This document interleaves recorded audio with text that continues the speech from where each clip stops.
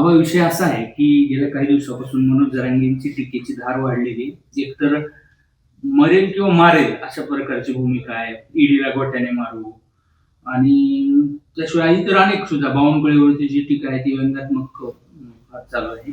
तर तुमचं काय मत आहे? खरं तर स्वतःचे मागचे काळे कारनामे झाकण्यासाठी कुठतरी आता हे कांगावा आणि आगपाकड सुरू, बाकी याच्यामध्ये काही म्हणता येत नाही. आता ईडीला दगडाने मारू, खरं जर ईडी आल्याच्या नंतर याला कुठं पाळावं ते सुद्धा कळणार नाही, कारण की इतका अमाप पैसा यांनी संपत्ती गोळा केलेली.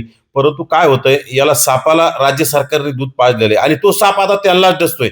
एकनाथ शिंदेला गेल्या अनेक 2-3 वर्षापासून मी सातत्यानं म्हणतो, एकनाथ शिंदेनी गद्दारीचा ठसा पुसवण्यासाठी जरांगीच्या खांद्यावर बंदूक ठेवून मराठा समाजाला जवळ करण्याचा प्रयत्न केलाय.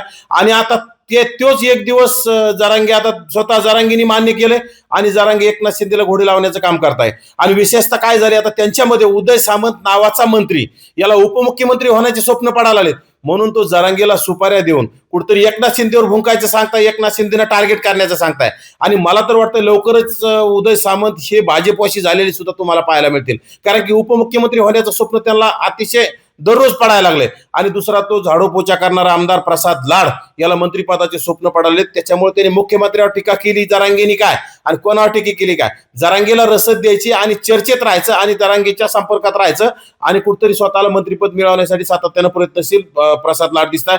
आणि तिसरा विषय जो चंद्रशेखर बावनकुळे यांच्या वर्णावर दिसण्यावर जे त्यांनी भाष्य केले, आता ह्या जर आपण म्हटलं ना, तर त्याला माकडाची उपमा दिली तर माकडाचा अपमान होईल. म्हणजे तमाशातला ते खुळखुळा वाजून येणार नसतो का तो, किंवा त्या जुने जे गावरान तमाशे त्याच्यातला बत्ताशा, तशा प्रकारे दिसतं हे निवळ बियणं. एकदम समजा माणूस म्हणलं तरी आपल्याला हसू येतंय आणि लेडीज म्हणलं तरी हसू येतंय.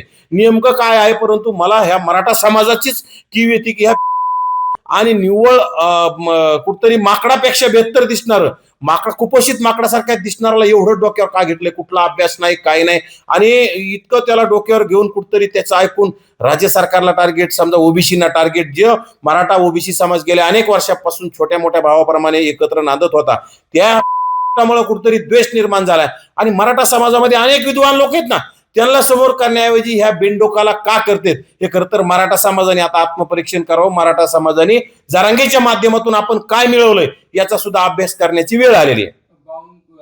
सामंत असतील, लाड असतील, हे त्या पक्षात जरा विशिष्ट स्थानावर मिळावं म्हणून हे मध्यस्थी करून स्वतःचं महत्व वाढवण्यासाठी हे करतायत असं म्हणतात तुम्ही?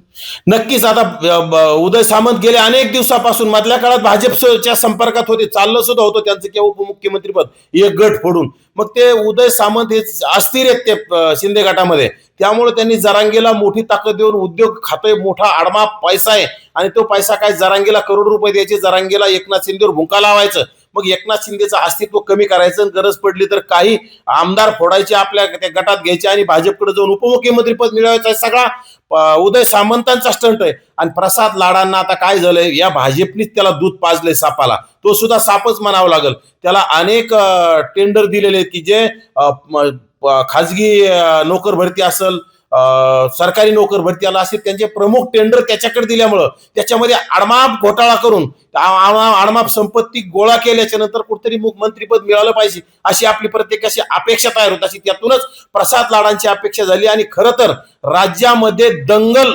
सदृश्य परिस्थिती जरांगेमुळे व्हायला सुरुवात झाली. काल परवा जरांगेने सोलापूरमधून आमच्याकडे तलवारीची भाषा केली, आमच्याकडे आम्ही तलवारी काढू आणि याला जबाबदार उदय सामंत, याला जबाबदार प्रसाद लाड, हे दोघ जण राहतील. कारण की जर ओबीसी मराठा दंगल झाली तर ह्या दोघांमुळेच होईल. यासाठी राज्याच्या गृह विभागाने मुख्यमंत्र्यांनी ह्या दोघांकडे विशेष लक्ष देणं गरजेचं आहे. जरांगेकडे लक्ष देणं हो का नाही हो, परंतु ह्या दोघांकडे विशेष लक्ष देणं, यांच्या हालचालीवर लक्ष देणं गरजेचं आहे. आणि जरांगे यांनी जर याला थांबवलं तर जरांगे हा हे काही करू शकत नाही. जरांगेच्या मुसक्या आवळल्या तरी जरांगे आवाज करू शकत नाही आणि मराठा समाज त्याच्या पाठीशी खरं तर राहिलेला नाही. जरांगेंनी सातत्या पूर्ण फडणवीसांना शिव्या दिल्या. हे असं सगळं असताना सुद्धा प्रसाद लाड म्हणतात मी आता मनोज जरांगेंची भेट घेणार आणि सामंत सुद्धा म्हणतात. हे कसं होतंय, कसं आहे? खरं तर मग कधी कधी असं वाटतं की राज्य सरकारच जाणून पुरवून ओबीसींचा गळा घोटण्यासाठी, कुठतरी ओबीसींचं राजकीय अस्तित्व, ओबीसींचं आरक्षण संपवण्यासाठी ह्या दोघांना समोर करून प्रसाद लाड आणि उदय सामंत यांना समोर करून कुठेतरी मराठ्यांचा लाड करायचा, ओबीसीचं संपवायचंय. आज ओबीसीचं संपवायचं, उद्या कोणाचं तरी संपवतील. हे सगळा चालण्याला खेळ सुद्धा असू शकतो. त्यामुळं सगळ्या चष्मेने पाहण्याची गरज आहे. परंतु विशेषतः मुख्यमंत्र्यांनी आणि दोन्ही उपमुख्यमंत्र्यांनी ह्या दोघांपासून सावध राहावं, अन्यथा त्याला जबाबदार तुमच्या याच्यात कळपात घुसून तुमचंच अस्तित्व संपवण्याला हे डाव रचत आहेत आणि येणाऱ्या काळात त्याला जबाबदार तुम्हीच असणार आहात. एबीपी माझा, उघडा डोळे बघा नीट.